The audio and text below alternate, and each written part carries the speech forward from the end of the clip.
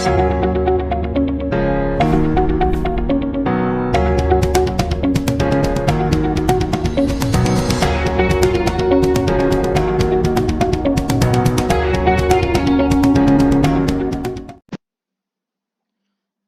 warahmatullahi wabarakatuh.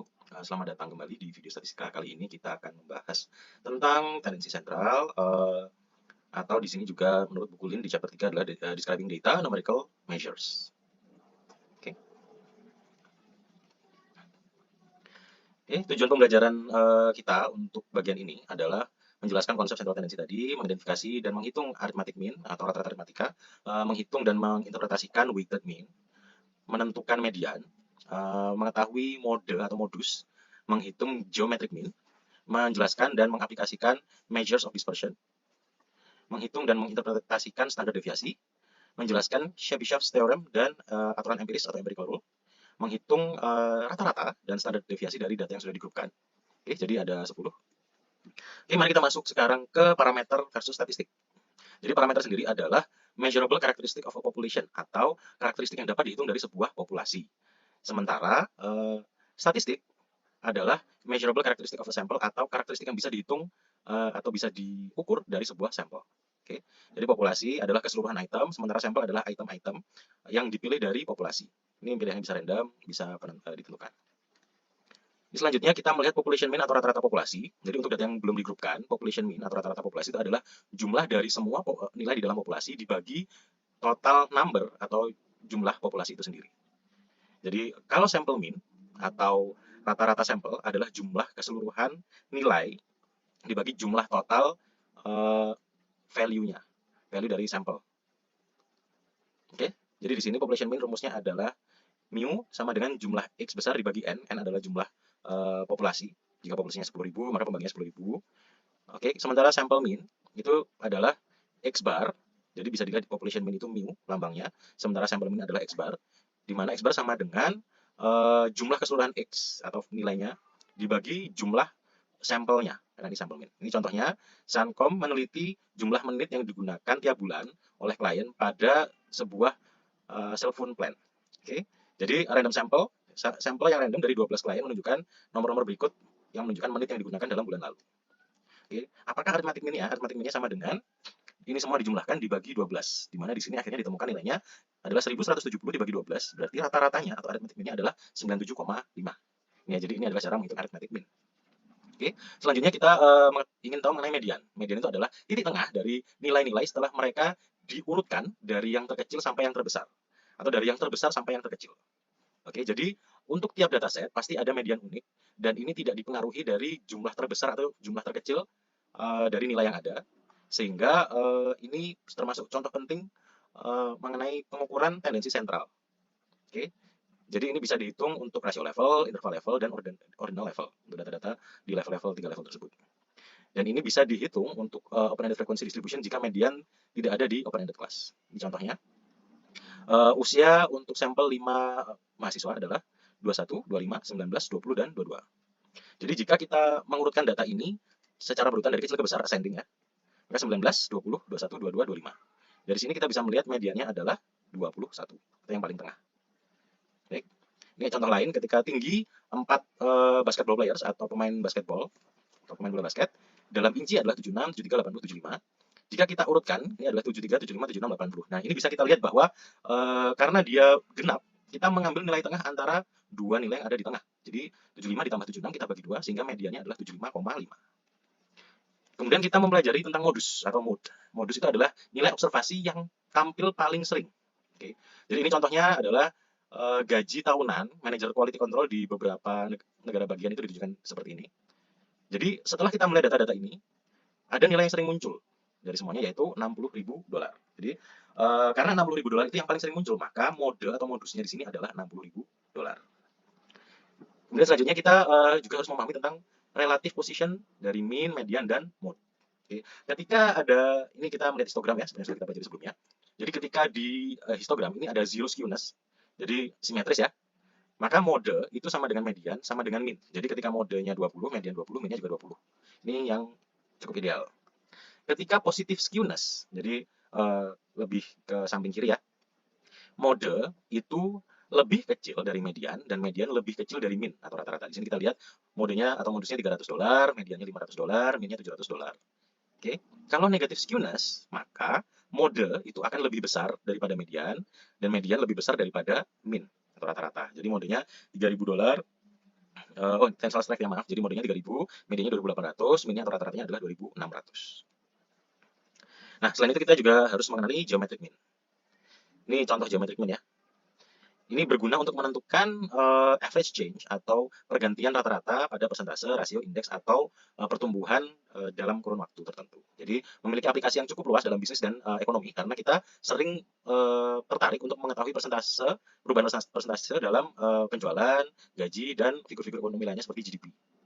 Oke, dan geometric mean itu selalu kurang dari atau sama dengan arithmetic mean. Jadi arithmetic mean atau rata-rata aritmatika. Jadi formula untuk geometric mean ini ya, di atas ini geometric mean-nya.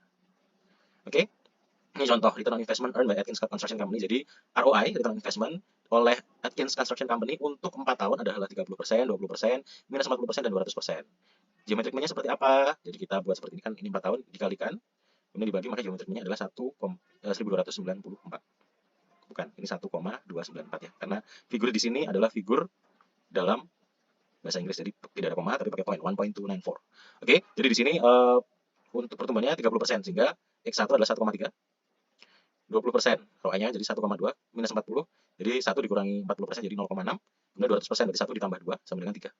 Oke, ini jadi tambahnya 1,294. Jadi geometric mean-nya adalah 1,294. Berarti pertumbuhannya adalah 29,4% geometric mean-nya. Kemudian kita lanjut ke measure of dispersion. Jadi ini adalah ukuran lokasi seperti min atau median. Kadang biasanya hanya mendeskripsikan center atau sentral dari data. Ini berharga dari sudut pandang tertentu, tapi itu tidak menjelaskan mengenai spread atau sebaran data. Jadi ini contoh-contohnya ya. Jika seorang pemandu wisata memberitahukan kepada kita bahwa sungai di depan itu dalamnya 3 kaki atau 3 feet in depth, maukah kamu menyeberang sungai hanya dengan data itu? Tentu saja tidak, karena kita ingin tahu data yang lebih lengkap lagi. Sehingga untuk mengetahui sebaran, kita harus mengetahui tentang range. Jadi range itu sama dengan nilai terbesar dikurangi nilai terkecil. Ya, kemudian untuk mean deviation itu berarti deviasi dari rata-rata. Kemudian ada population variance, itu berarti varians populasi, dan ada standard deviation atau deviasi standar. Ini rumusnya seperti ini. Oke, mean deviation itu sama dengan jumlah absolut X dikurangi X bar. X bar di sini adalah rata-rata sampel. Jadi deviasi dari mean-nya. Oke. Selanjutnya adalah mean deviation. Kita mendalami mean deviation dulu. Jadi X adalah value dari tiap observasi, X bar itu arithmetic mean dari value-nya, N itu adalah jumlah observasi di dalam sampel, dan ini mengindikasikan, dua garis ini mengindikasikan absolut. Oke. Jadi ini contohnya jumlah cappuccino yang dijual di Starbucks di Orange County Airport itu antara 4 dan 7 malam, jam 4 sore sampai 7 malam dalam 5 hari di tahun lalu adalah 20, 40, 50, 60, dan 80. Jadi tentukan mean deviation untuk jumlah cappuccino yang dijual. Jadi pertama kita cari tahu rata-ratanya dulu. Rata-ratanya di sini kita bisa lihat 20 ditambah 40, ini semua dijumlahkan, dibagi 5, di mana hasilnya akhirnya adalah 50. Kemudian kita kurangkan 50 dari tiap observasi. Jadi 20 kurang 50, ini min 30, min 10. Kemudian kita jumlahkan absolutnya. Ya, jadi setelah kita kurangkan dengan rata-ratanya, kemudian kita buat absolut. Jadi absolut 30, jadi min 30 jadi 30, min 10 jadi 10. Absolut itu pasti menjadi selalu positif. Ya, ini kita jumlahkan semua, totalnya 80. 80 dibagi 5, karena sampelnya ada 5. Ini ya, 20, 40, sampai 80. Di 80 bagi 5, mean deviation-nya adalah 16. Di selanjutnya variance dan standard deviation. Variance itu adalah arithmetic mean atau rata-rata aritmatik dari square deviations from the mean. Jadi deviasi yang dikuadratkan dari rata-rata. Oke, jadi ini adalah simbolnya sigma. Sigma square adalah populasi varians. Jadi ini sigma ya, lambang sigma. Jadi ini sigma square atau sigma kuadrat. Itu lambangnya varians. Sementara standar deviasi itu adalah akar pangkat dari varians itu tadi. Jadi karena sigma square atau sigma kuadrat di akar, tentu saja hasilnya sigma. Lambang standard deviation adalah sigma. Oke, X adalah value dari observasi, mu adalah arithmetic mean dari populasi, dan N adalah jumlah observasi dari dalam populasi. Oke, varians dan standar deviasi itu non negatif dan 0 jika semua observasi itu sama. Untuk populasi, untuk nilainya mendekati mean, maka variance dan standard deviation akan kecil, tapi jika value-nya atau nilainya itu disperse atau menyebar jauh dari rata-rata, maka variance dan standar deviasi akan lebih besar. Jadi variance itu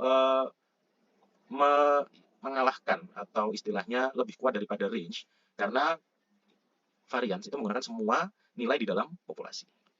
Oke. Ini contoh population variance dan population standard deviation. Ini cara perhitungannya, nanti bisa dilihat lebih jelas lagi di slide yang akan saya share juga. Jadi kita tentukan min-nya dulu, rata-ratanya berapa. Kemudian kita menentukan difference antara observasi dan min.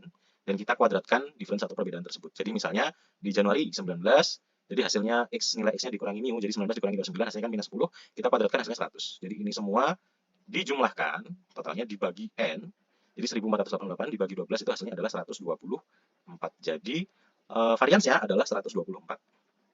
Dan untuk standar deviasinya berarti ini 124 di akar pangkat. Oke, selanjutnya adalah sampel variance dan standar deviasi. Oke, sampel variance ini mirip rumusnya, bedanya adalah kalau kita pakai sampel, ini jumlah sampelnya itu kita minus 1. Jadi jumlah observasi kita minus 1, ini rumusnya seperti ini ya. Jadi seperti yang kita lihat, kalau populasi N besar, tapi kalau sampel kita pakai N kecil dikurangi 1, di mana N itu adalah jumlah observasi di dalam sampelnya. Jadi S kuadrat adalah sampel variance, X itu value dari tiap observasi di dalam sampel, X bar itu adalah rata-rata dari sampel. Oke, ini contohnya gaji per jam untuk sampel part-time employee di Home Depot adalah $12, $20, $16, $18, dan $19. Apakah sampel variance-nya? Ini kita bisa hitung seperti ini. Jadi kembali lagi kita melihat ini X, X dikurang X bar dikuadratkan. Jadi di sini ada $5, $3, min 1, $1, $2. Oke, dikuadratkan. Jadi 25 ditambah 9 dan seterusnya, di mana totalnya 40. Karena observasinya ada 5, sesuai rumusnya kita jadikan 5 dikurangi 1, 40 per 5 dikurangi 1, maka ini adalah $10 kuadrat untuk variansnya. Oke, selanjutnya kita masuk ke Chebyshev Theorem dan Empirical Rule, di mana Chebyshev Theorem, untuk tiap set observasi, sampel atau populasi, proporsi dari nilai yang berada di dalam K standar deviasi dari rata-rata adalah paling tidak 1 dikurangi 1 per K kuadrat. Di mana K adalah konstan apapun yang lebih besar daripada 1. Ini bisa dilihat seperti ini ya. K itu konstan. Oke.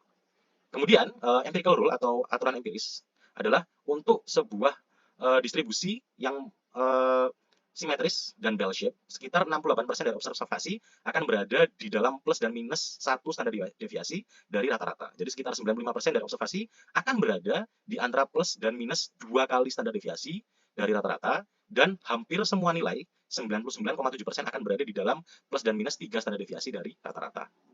Ini adalah empirical rule. Oke, selanjutnya kita melihat arithmetic mean atau rata-rata aritmatik dan standar deviasi dari data yang digrupkan. Oke, dari kalau grup data yang digrupkan itu seperti ini ya, yang dimaksud data yang digrupkan biasanya ini berupa data interval ya. Jadi profit 200 sampai 600, frekuensinya 8, midpointnya median. Itu adalah 400 di sini. Jadi 8 kali 400 sama 3200. Ini contoh kalau digrupkan.